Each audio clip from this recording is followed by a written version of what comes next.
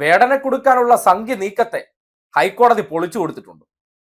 നിയമവ്യവസ്ഥയോട് ഈ നാട്ടിലെ ജനങ്ങൾക്ക് കൂടുതൽ വിശ്വാസ്യത വരുന്ന ഒരു വിധിയാണ്, ഒരു മുൻകൂർ ജാമ്യമാണ് ഇന്നിപ്പോ അദ്ദേഹത്തിന്റെ അറസ്റ്റ് തടഞ്ഞുകൊണ്ട് ഹൈക്കോടതി സിംഗിൾ ബെഞ്ചിൽ നിന്ന് പുറത്തു വന്ന വിധി എന്ന് പറയേണ്ടി വരികയാണ്.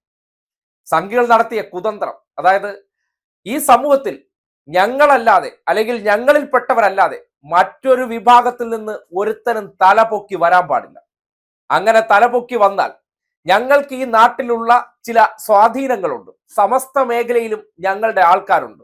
അവരിലൂടെ നമ്മൾ ഒരു വ്യക്തിയെ എങ്ങനെയാണ് ടാർഗറ്റ് ചെയ്ത് ഇല്ലാതാക്കുന്നത്, വേറെ ഒരു വിഭാഗത്തിൽപ്പെട്ട മനുഷ്യരും മുഖ്യധാരയിലേക്ക് വരാൻ ഞങ്ങൾ അനുവദിക്കില്ല എന്ന തിട്ടൂരമാണ് ഇങ്ങനെ ലോക്ക്ഡൌൺ കാലഘട്ടത്തിലും ഫ്ളാറ്റിൽ കയറാനുള്ള സാമ്പത്തികം പോലും ഇല്ലാത്തൊരു ചെറുപ്പക്കാരൻ ഫ്ളാറ്റിൽ പീഡിപ്പിച്ച കഥയുണ്ടാക്കിയത്. അതിലെ ലോക്ക്ഡൌൺ കാലഘട്ടമാണ് ഏറ്റവും കൂടുതൽ കോമഡിയായി തോന്നിയത്. 2020 കാലഘട്ടത്തിൽ ഈ നാട് മുഴുവൻ അടഞ്ഞു കിടക്കുകയായിരുന്നു.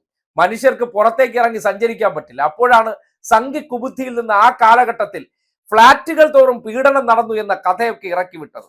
സംഘികളുടെ ആ ദുരുദ്ദേശം എന്താണെന്ന് നാട്ടുകാർക്ക് നല്ല രീതിയിൽ ബോധ്യപ്പെട്ടിട്ടുണ്ട്. അല്ലെങ്കിൽ ഒരു സാധാരണക്കാരനായിട്ടുള്ള ചെറുപ്പക്കാരൻ, ഒരു പ്രിവിലേജും ഇല്ല,